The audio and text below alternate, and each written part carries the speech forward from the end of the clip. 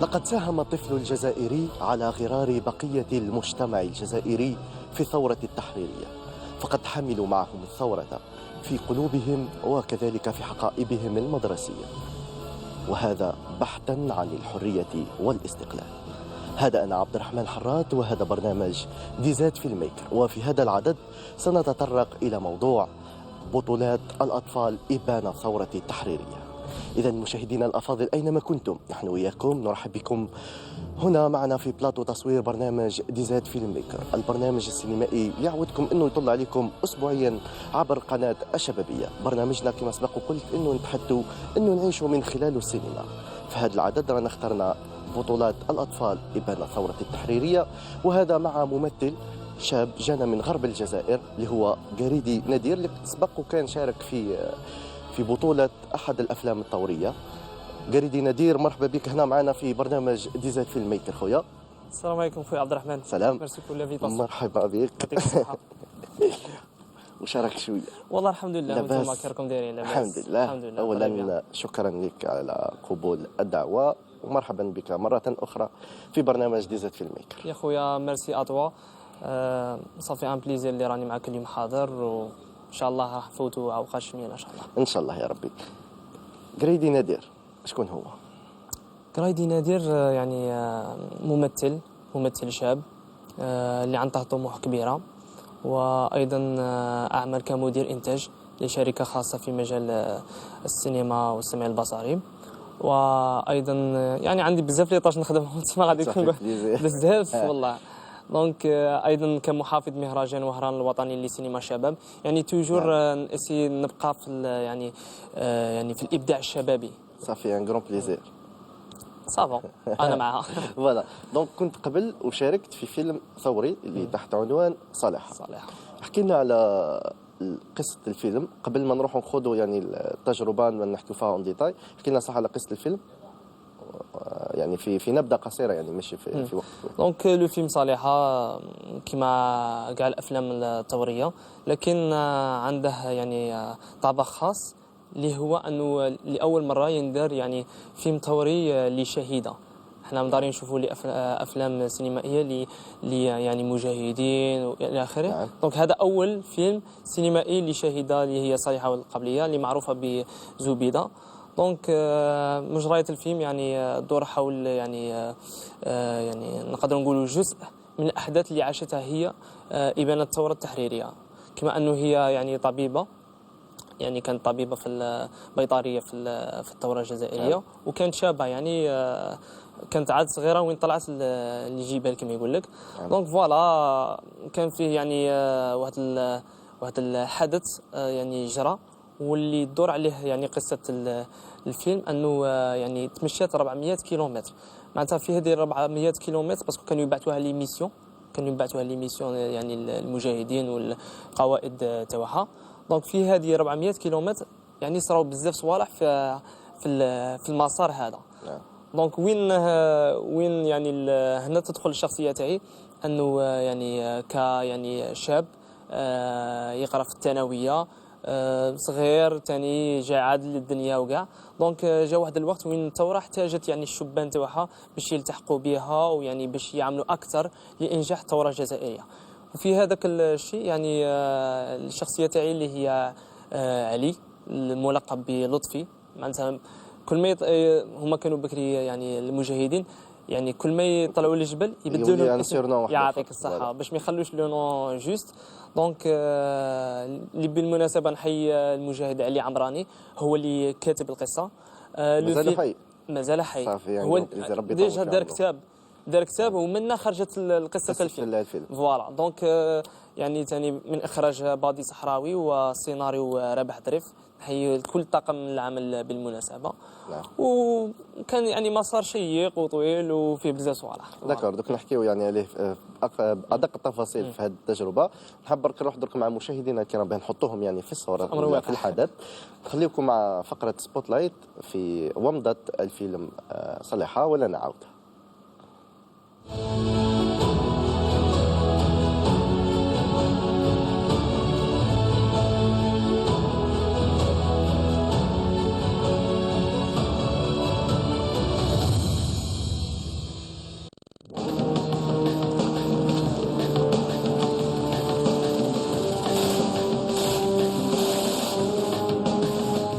جديد على افواج الثوره السي بوشيري. الامور راهي تمشي كما خططنا. انا طالب ثانوي وشاركت في النظام في معسكر. انتم فوج ماهوش قتالي، انتم مكلفين بامور سياسيه مهمه. من هذا سباع وقفتوا منه. لا اسمع حاشاه، هذا الجيفه ما تدفنش.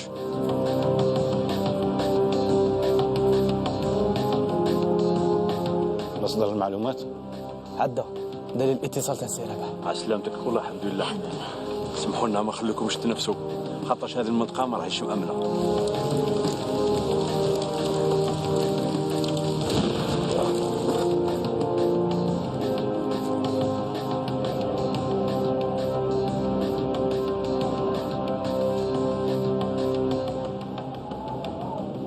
لازم نقولوا لخوتنا. امال كطبيبه نسيتي براكي مسؤول على مهمه وعندك دواء لازم يلحق للسبيطار؟ قلتها أنا مسؤولة على مهمة وهذا أمر يبقى مهم.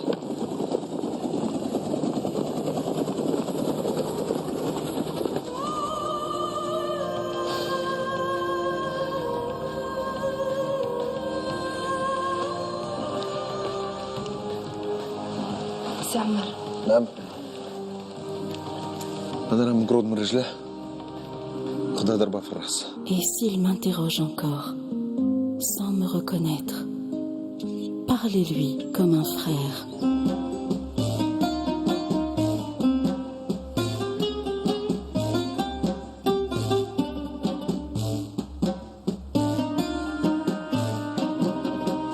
يا درا لاباس؟ راكي تشوفيها بنتي؟ وهم نورتنا مليح ورا أو لاباس؟ الحمد لله. الحمد لله يا ربي الحمد لله. خبريني وين شديه؟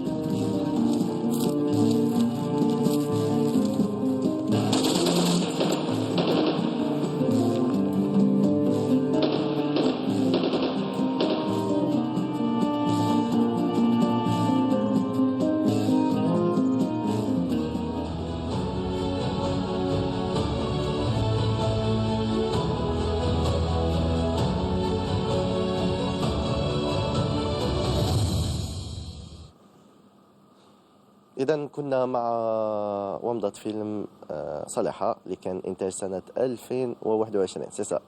كان قبل سبق وجات معنا سهى ولها هنا في بلاطو تصوير برنامج ديزاين فيلم ميكر، وحكينا على الجانب نتاعها وعلى مشاركتها هي يعني الدور البطولي أيضا في هذا الفيلم اللي تقمصت يعني دور الشهيدة. ننتظرك في التجربة نتاعك في هذا الفيلم، كيفاش أولا كان يعني اختاروك في الكاستينغ وشي هم احكي لنا على التجربه اون غروسو مودو. فوالا تري بيان. دونك لو فيلم صالحة يعني حقيقة كاستينغ، يعني انا كنت في هذيك المرحله برك نبعث لي كاستينغ الكترونيك برك، يعني في نبعث لي سي في و دي بروفيل صوالح منا. بالمناسبه هذه اللي اول مره نظن راح نصرح هذه المعلومه، كنت ننسى باش نقولها. الشخصيه تاعي يعني قعدوا عام، شركه انتاج قعدت عام وهي تحوس على شكون البروفيل اللي يجي مناسب نيشان في هذيك الشخصيه. عام هذه من بعدها قالوها لي مور لو فيلم. نعم. دونك قلت لك كنت نبعث منا وما هما ثاني نصيدوني فلاتشاوني. دونك كما كان الحال اتصلوا بيا، رحت لهم معسكر باسكو كان تصوير في عين مكان وين صارت الاحداث، معناتها تاع بصح الاحداث هذه واقعيه كانت في مشرايتها في معسكر. دونك صورنا احنا اكزاكتومون في الجبال تاع معسكر وهذا البلايص يعني القرى والى اخره. وكان ايضا يعني في التصوير يعني في السياديسي يعني في البلاطوهات نتاعه. دونك فوالا اتصلوا بيا ناس ما درتش كاستينغ، ما يعني ما مشي سي انا حضرت. قلت لك الاولى سيليكسيوناوني دابخي لو بروفيل ومن بعد اتصلوا بيا. من اتصلوا بيا رحت عندهم تما بريزونتيت روحي. بعد ما اتصلوا بك وعطاو لك هذا الدور، يعني الدور يعني كمشاركه في فيلم طوري، اسكو كنت متحمس ولا ما كنتش خايف شوي يعني من اقتماس هذا الدور؟ باسكو نقدروا نشوفوا هو دور طوري وانت ما عشتش سورتو هذيك الفتره، باسكو احنا يعني باش تقدر يعني تقترب اكثر للشخصيه تكون اموا عايش عليها ولا عندك نظر عليها خاصه. احكي لنا في هذا الجزء. هي كنت متحمس بزاف باسكو علاه جداتي الله يرحمها وجدي جو كانوا ملي كنت شويه صغير كانوا يريحونا يحكوا لنا باسكو هما عاشوا هذه الفتره، يعني المعاناه اللي كانوا يعيشوها منا وسبحان الله ربي كتب يعني صوالح كاع اللي كنت نسمعهم وكاع صراو في فيلم اللي انا مثلت فيه، فاهم؟ دونك كنت متحمس بزاف. ومن بعد ثاني درت دي ريشيرش على لا بيرسوناليتي ديجا تاع مسيو علي عمراني ربي يطول في عمره، كيفاش هي الشخصيه تاعه. اسكو رحت ليه تلاقيت به؟ في الحقيقه ما كانش عندنا بزاف وقت، كان وقت شويه ضيق مع التصوير امورات، دونك سقسيت الناس اللي اقرا زعما قراب ليه. فوالا دونك كيفاش صوالحه من باش نقدروا يعني صوالح اكزاكتومون في البلاصه في الشخصيه تاع بصح نعاودوا نجسدوا نفس الشيء، راك فاهم؟ دونك اسينا تاع بصح نعيشوا هذيك داير ديجا مع هذه غادي يضحك المخ شويه غادي يشوفها. مام حتى ما داروناش في دي زوتيل معناتها راني نلعب مشاهد يديروني في لي زوتيل منا دارونا ما في اوبرج لابسين كوداس باش يعيشوكم يعني هذيك بصح في الشمس وخطره نو خطره تاع بصح تخرج فيها. شاهدنا ايضا يعني كاين مشاهد اللي كان فيها سلاح ولا قنابل. اسكو تلقيتم تدريب عسكري بوندون هذا التورناج ولا لا؟ اشتباكات يعني؟ نعم في الاشتباكات. اسكو كاين تدريب عسكري ولا كاين معكم يعني مختصين في هذا المجال؟ بيان سور هي ديجا داير قبل ما نستعملوا هذوك القنابل هذو الاخر اللي ما يديروا والو. دونك كانوا مع التعامل مع يعني السلطات هذه العسكريه وكاع، ومن بعد مور اللي جابوا لنا هذه الامورات وكاع زعما يوري لك كيفاش راح ترفد، كيفاش كانوا يرفدوا ثاني مام ناس اللي قدم يوري لك كيفاش كانوا يرفدوا السلاح، كيفاش يديروا عفاسي. كنا ندربوا على شويه صوالح اللي بالك البعض ما يعطيهمش اهميه، ما عندهم اهميه كثيره معناتها من تكون تشوف تعرف بلي حقيقيه تاع بصح. فوالا دونك فوالا ومام يعني في التصوير كان فيه يعني واحد لي زيليمون اللي لعبوا دور كبير. يعني مثال داروا يعني واحد يعرف لكل قبيله معناتها من يجوا مجاهدين من بلاصه الاخرى عندهم دي كود يهضروا بهم ما بين الشجوره. كاين واحد التفاصيل يعني شباب بزاف كانوا يستعملوها. نعم. وبالنسبه لك انت كشاب في تجربتك في هذا الفيلم كان معك احتكاك مع كبار يعني ممثلين في الجزائر على غرار اللي شفناهم، واش الاضافه اللي زادوها لك؟ شو حقيقه يعني ماشي غير في هذا يعني الفيلم، لكن فرحت بزاف من شفت يعني الاسماء اللي راح تشارك في الفيلم. ويعني حنا ماذا بينا توجور يكون عندنا ماشي غير في افلام، ماذا بينا يعني ما في المهرجانات في المحافل هادو كاع يكون عندنا احتكاك ما بين الجيل القديم والجديد. على باسكو دروك حنا سي فري غادي نتعلموا نديروا لي ريشيرش وكاع، مي القدم ثاني عندهم اون باز كبيره يقدروا يعطوك زعما صوالح اللي يعاونوا اكثر معناتها لي ريشيرش تاعك وصوالحك وقرايتك منها ويزيدوا هما معناتها حاجه تكمل حاجه. دونك حنا هادو بالنسبه لينا اضافه ونحيو زعما نحيوهم كل زعما بكل بهذه المناسبه. حاجه مليحه بزاف. دونك انا ما فوتش الفرصه وين يعني في التصوير كانوا يعطوني ملاحظات دي فوا يعني نسمع لهم نموديفي صوالح منا وكيما هما ثاني والله العظيم لا زعما بكل تواضع كانوا يسمعون بينا، كانوا يسمعوا زعما صوالح اللي تعطيهم لا ثاني يديهم ويخدم بهم وكاع زعما ما شاء الله. مليح. بالنسبه درك كمشاركتك يعني كمراهق في هذا الفيلم، يعني شفنا يعني تجسيد لشخصيه مراهق وكذلك يعني شفنا اطفال شاركوا في يعني في الثوره الجزائريه وضحوا بنفسهم، اللي كانت يعني الاطفال كان عندهم وعي كبير ويعني انهم يوصلوا يضحيوا بنفسهم من اجل الجزائر باش تقدر تكون جزائر حره مستقله. دونك باش نقدروا نتعمقوا قبل هذا كاين فيلم اسمه البئر. هذا البئر الفيلم يعني رصدوا فيه يعني ولا حكاوا فيه يعني عن بطولات اطفال صغار يعني في هذيك القريه. قبل ما نبداو نحكيو على جانب الطفل نروحوا مع مشاهدينا الكرام نشوفوا مشاهد من البئر ونعاودوا نرجعوا لكم.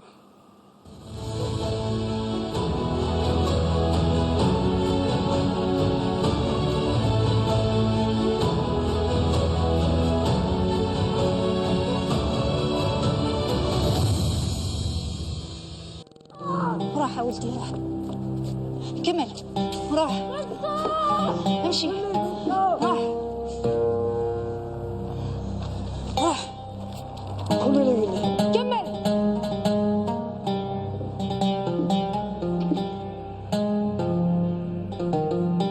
راه مخلوقه يا داكشي ديال ربي. قولوا له وليدو غيقلب عليه. ما يقدروش ولاد ادم كيما حنا. حبيتي تقضي على حياه وليدك باش تعرفي. يخليو الدراري يجوزوا ما يطلقوش عليهم النار.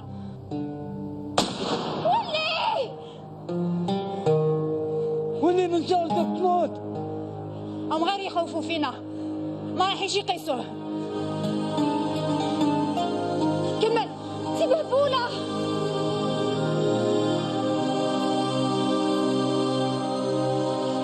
اللي يقتلوا حنان اللي يقتلك. قولي له يولي.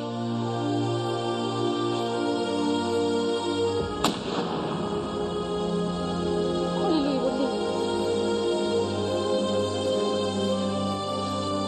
منصور ولي ولي ولي اضرب.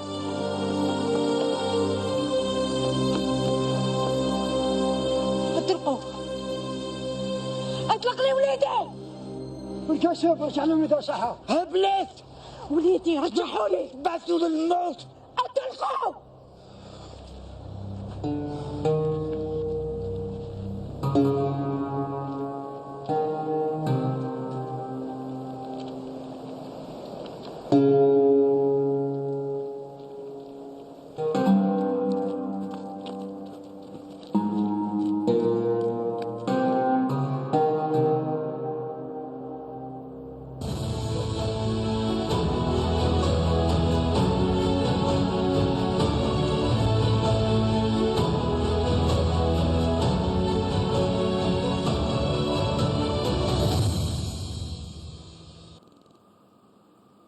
تحية إجلال وتقدير لأبطالنا الأطفال، يعني اللي مجدونا، اللي لازم علينا نمجدوهم، واللي لازم علينا يعني نقدروا تضحياتهم اللي شاركوا في مام.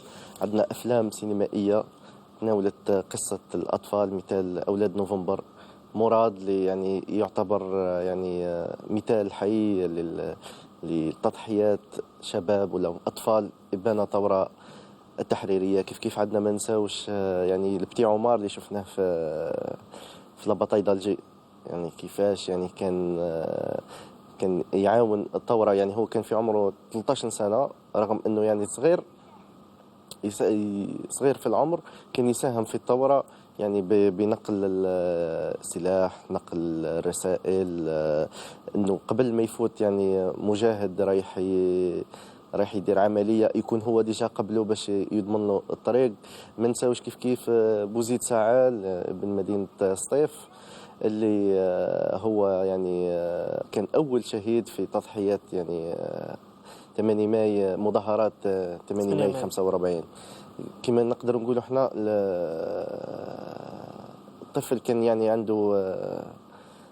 عنده قوة كبيرة جدا، ويعني ماذا بيا مام نقدروا نشوفوا مع مشاهدينا الكرام يعني بعد الصور من فيلم أولاد نوفمبر كما قاعدين نشوفوا دركا في التلفزيون. فيلم أولاد نوفمبر كبرنا عليه، نعم كبرنا عليه. شافي يعني على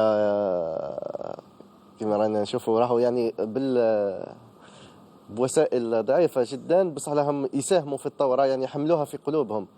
كاين مام اللي تخلاو على مقاعد الدراسة باش سي كان عندهم وعي كبير بزاف. كانوا رجال ما كانوش أطفال. نعم كانوا رجال، كانوا كبار. نعم يعني انهم صغار في العمر لكن كبار في الراس. التعامل تاعهم مع المشاهدين كذلك يعني بار اكزومبل البتي عمر، يعني كبار منظمي الثوره ولا مؤسسي الثوره يشهدوا له يعني بهذيك الرزانه اللي عنده، بهذيك الوعي اللي عنده. دونك وش في رايك يعني ولا في ظنك وش هي الحاجه اللي خلات الاطفال انهم يروحوا للثوره رغم يعني صغر العمر وراحوا؟ مش تتصور والفيلم قاعد دخلتني تاع الصعب غادي ندخل ضرب في رول. هي زعما حاجه مفروغ منها. من كانوا يشوفوا يعني العائلات تاعهم يقتلوهم قدامهم، التعذيبات، المعاناه اللي كانوا عايشينها، كان اللي كانوا يدخلوه الحبس، كان اللي صح قاص هوا بمعنى الكلام. المستعمر ما كانش يلعب ولا يزعق ولا عفسه، كان اللي حكمه يشويه. ثم كان لازم ولعبوا دور كبير عامل مهم جدا دور كبير اللي لعبه الاطفال هذو تاع الثوره. معناتها انا زعما ما كانوش صغار ديجا، كانوا ديجا من يشوفوا مجاهدين يطلع رافد الجبل المكحله تاعها وطالع الجبل وما ياكلوش باليامات وصوالح وكاع، كانوا يربوا لهم الشجاعه، كانوا هاكا تزيد تتربى لهم هذيك في قلبهم الحراره بزاف صوالح اللي يخلوهم هما تاني. كيفاش انا تما كيما هكا نبقى نشوف كيما هكا نعم راني صغير، لا نكون حاضر انا تاني ونعاون وشي باني تاعي ما ماتتش هكا والاخر ما ماتش هكا، لازم نوضوا ونوقفوا ونعاونوا المجاهدين. وديجا كانوا عندهم بزاف ادوار، كاين اللي كان ديجا كانوا يكشفوا الحركه، هما اللي كانوا بون باسكو الحركه ما كانوا يتابعوا المجاهدين كبار منا، هما تما هادو كانوا عامل كبير، كانوا عامل كبير يكشفوا الحركه، يجيبوا السلاح للخوه. ديجا في الفيلم صالحه يعني مام كانوا يعني يديروا الطريق المجاهدين، يعني المجاهدين مازال ما يوصلوا للبلاصه هما صيبوا راهم دايرين لهم طريق ومسرحين لهم ومام موجدين لهم مام في هذوك البلايص اللي يروحوا لهم زعما، باسكو المشاهدين ملي كانوا يتمشوا في الجبل كل خطره تما راهم في قريه يفوتوا على الاخر قرى، تما كل خطره راه كاين بزوز تاع الدار وكل خطره موجدين لهم ماكلتهم صوالحهم، وكانوا ثاني يليموا لهم دراهم القش، يعني كانوا عامل كبير فعال جدا في الثوره. دونك يعني ندعو لهم كاع ربي بالرحمه اللي يعني توفاو وكانوا شجعان. نعم. وكيفاش يعني نقدروا نقولوا كان يعني تصور الاطفال في ذهنهم كيفاش كان المجاهدين، باسكو كاين اللي ما شافوش المجاهدين، كيفاش يعني كان التصور تاعهم؟ شوف مام احنا ما لحقناش على الثوره كاع، بصح كانوا يحكوا لنا جدودنا، كنا نقروا التاريخ، كنا ابطال بمعنى معناتها من غادي تقرا على هذاك المجاهد شا دار وشا ما دارش وصوالح. احنا درك يعني الان يعني كاين الانترنت، كاين كتب، كاين يحكيو يعني وزيد ما نشوفوا يعني الصوره تقترب لنا اكثر.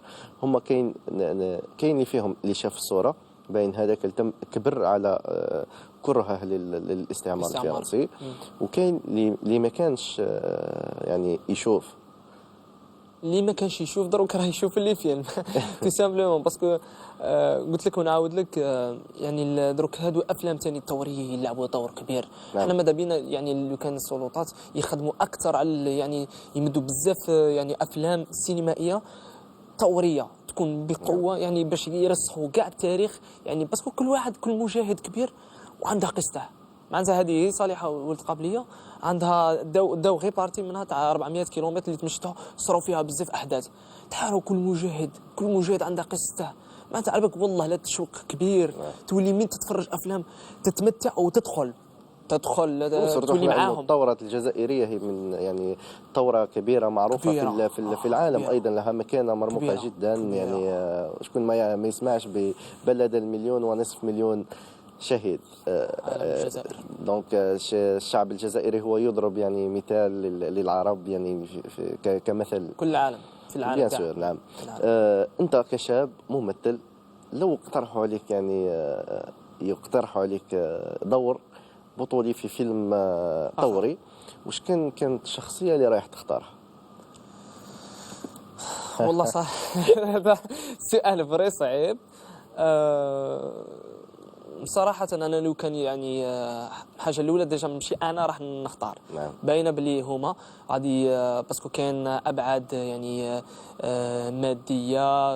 على بالي شوف كاين أبعاد، كاين بزاف حوايج اللي يقدروا يخيروا باش يديروا عليك. فوالا أنت كشاب وش هو الحلم تاعك أنك تلعب دور بطولي في أي يعني شخصية جزائرية ابن الثورة التحريرية؟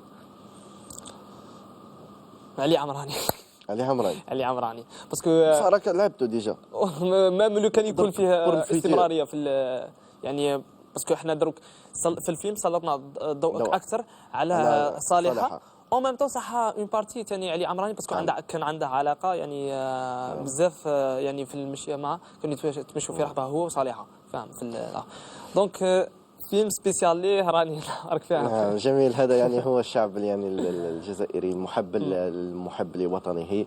دونك في كلمة أخيرة واش تحب تقول لنا باسكو وصلنا إلى نهاية هذا العدد؟ اولا نشكرك انت بالمناسبه على الدعوه، والله صافي بليزير اللي رانا في هذه الحصه يعني السينمائيه، وان شاء الله يكثروا منهم ثاني هذه الحصه السينمائيه لانها مهمه جدا باش يعني نتمنوا شويه المجال تاعنا. ونحيي كل طاقم العمل بالمناسبه، وان شاء الله مجال ما الخير قدام وفيه افاق كبيره ان شاء الله. ان شاء الله. شكرا جزيلا لك ايضا. مشاهدينا الافاضل اينما كنتم، وصلنا نحن وياكم الى نهايه هذا العدد اللي كنا خصصناه الى البطولات التي قام بها الطفل او الاطفال الجزائريين ابان ثوره التحريريه. كنت معكم انا عبد الرحمن حرات مخرج سينمائي، وهذا برنامج ديزاد فيلم ميكر. نلتقي ان شاء الله الاسبوع المقبل في عدد اخر.